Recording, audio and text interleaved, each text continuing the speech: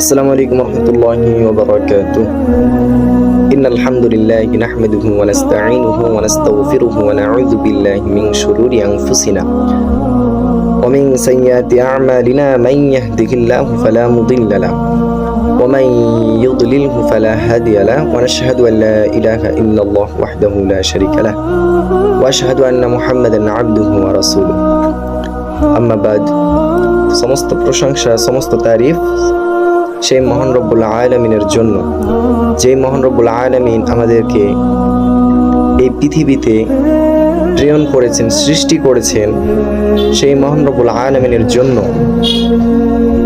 আমি শুকরিয়া জ্ঞাপন করছি, আলহামদুলিল্লাহ।